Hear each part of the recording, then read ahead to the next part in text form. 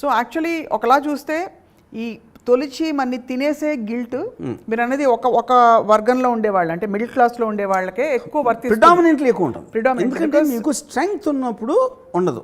లో క్లాస్లో మనకి ఎడ్యుకేషన్ ఉండదు. వాళ్ళు almost they live like animals guilty ఉండదు కదా. Animals no animal ever feel guilty. Or would it be right to say that వాళ్ళకి ఎక్కువ మనలాగా మేధోపరమైన ఇంటెలెక్ట్ లేకపోవడం? అదే అన్నా, దట్స్ వాట్ ఐమ్ సేయింగ్. మీకు ఇంటెలెక్ట్ లేదు, మీకు స్ట్రక్చర్ కూడా లేదు కదా.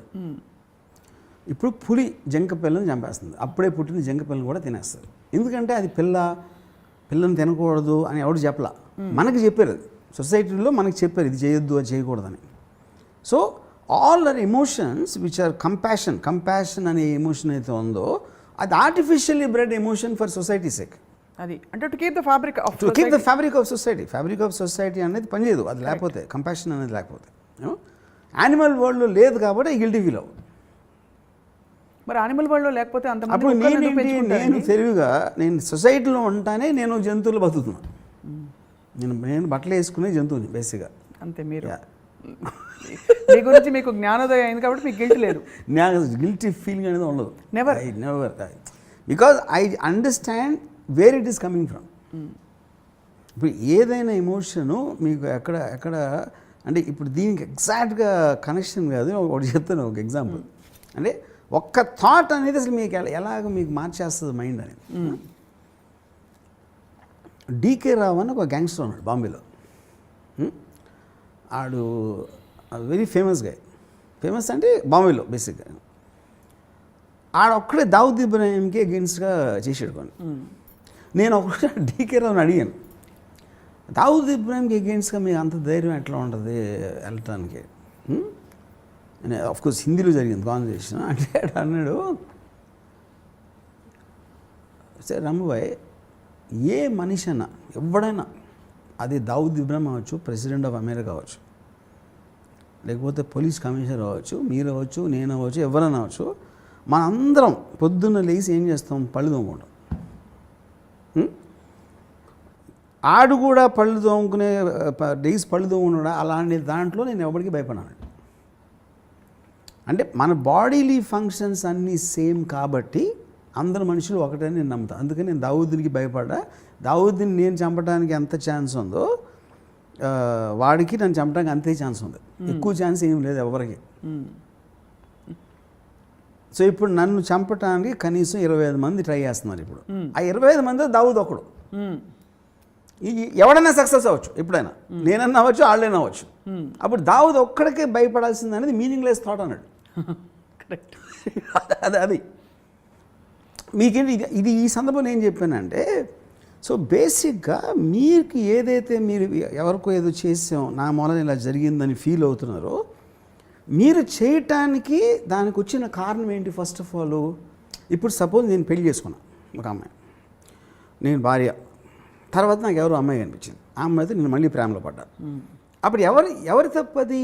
నా తప్పు కాదు, నాకు కలిగిన ప్రేమ తప్పు. ఇప్పుడు ఆ ప్రేమని నేను కంట్రోల్ చేయలేనా? నేను కంట్రోల్ చేసుకోలేకపోతున్నా కదా. అప్పుడు ఈ ప్రేమ అనే ఎమోషన్ ఎవడిచ్చాడు? దేవుడు ఇచ్చాడు. కానీ ఎమోషన్స్కి బలైపోకూడదనే ఎమోషన్ ఎవరిచ్చారు? అదే అంటున్నా. అప్పుడు మీకు చాయిస్ ఉంది. That is when I said me options తీసుకుంటున్నారు అక్కడ. అదే ఒకరిని నమ్మక ద్రోహం చేయడానికి లేకపోతే ప్రేమించడానికి అన్నీ కూడా మీ ఆప్షన్స్ అక్కడ. అప్పుడు నేను భర్త ఇంటికి వెళ్తే భార్య ఉనికి భరించలేకపోతున్నాడు. ఇక్కడికి వస్తే ఈ అమ్మాయితో ఒక మహా ఆహ్లాదం వచ్చేస్తుంది. అప్పుడు ఏం చేయాలి లైఫ్లో? మిగతా టైం అంతా నరకంలో ఉండాలా? Same thing with wife also. నేను ఇందాక చెప్పాను కదా ఎగ్జాంపుల్. అందుకని ఎవడి చావు వాళ్ళు చావాలి, ఎవరి బతుకు వాళ్ళు బతకాలి. ఇంకోల్డ్ ఎమోషన్స్, ప్రామిస్లు, లేకపోతే ఏమంటారు దీన్ని, లాయల్టీలు, ఏదేదైతే మనం ఈ మంచి ఎమోషన్స్ అనుకుంటామో, ఫ్రెండ్షిప్, లాయల్టీ, గ్రాటిట్యూడ్, ఇవన్నీ మిమ్మల్ని నాశనం చేసేస్తాయి. వాటిని జయించిన రోజు మీకోసం బతుకుతారు, మీ హ్యాపీనెస్ కోసం బతుకుతారు, మీ స్వార్థం కోసం బతుకుతారు. There you will be the happiest in life. ఇంకొకరితో రిలేషన్షిప్ వాళ్ళ మూలాన మన హ్యాపీనెస్ పెరగాలి. ఆ రిలేషన్షిప్ వల్ల మన మీద ప్రెషర్ పెరిగిందంటే మీకన్నా మూర్ఖులు ఎవరు ఉండరు. ఇది నా మీరు ఇలా శుభం కార్డు వేస్తాక ఒక లాస్ట్ క్వశ్చన్ అడగచ్చా వద్దా? ప్లీజ్ అడగండి. మా ప్రభు అడగండి. ఇప్పుడు సొసైటల్ కండిషనింగ్ అంతా పక్కన పెడితే రైట్ అండ్ రాంగ్ మధ్య మనకు ఒక సెల్ఫ్ ఇమేజ్ కూడా ఉంటుంది. నేను స్వప్నని ఇంత దారుణమైన పని చేస్తానా, నో నో నో నో అని చెప్పి మనకి లోపల ఒకటి అడ్డుపడుతుంది, ఒక self image. That also causes a lot of guilt in doing certain things. For example that is your check. నేను అదే చెప్తున్నా, కానీ నేను స్వప్నాన్ని అలా చేయటానికి ఏ కారణాలు ఇన్ఫ్లుయెన్స్ చేసినాయి అనేది వాటిని ఎక్కువ ఆలోచించాలన్నా. Okay, not Sapna is not the point.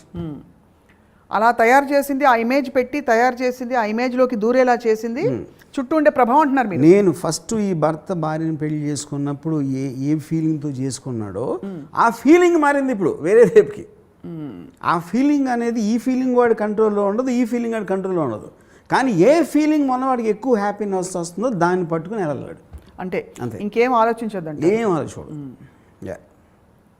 మీరు అసలు ఏం చెప్పాలో అర్థం కావట్లేదు. ఎప్పుడైనా మీరు డ్రైవ్ చేయరు కాబట్టి మీరు డ్రంక్ అండ్ డ్రైవింగ్ ఎప్పుడైనా పట్టుబడ్డారని అడగచ్చు, కానీ యూ డోంట్ డ్రైవ్ కాబట్టి. బట్ దానికి దీనికి ఏం సంబంధం? అంటే గిల్ట్ ఎక్కడెక్కడ వస్తుందో చూస్తున్నాను. రిలేషన్షిప్స్ ఆల్రెడీ కవర్ చేశారు. పేరెంటింగ్ ఎందుకు గిల్టీ ఫీల్ అవుతున్నారని మీకు అర్థమైన రోజు మీకు గిల్టీ ఫీలింగ్ ఉండదు.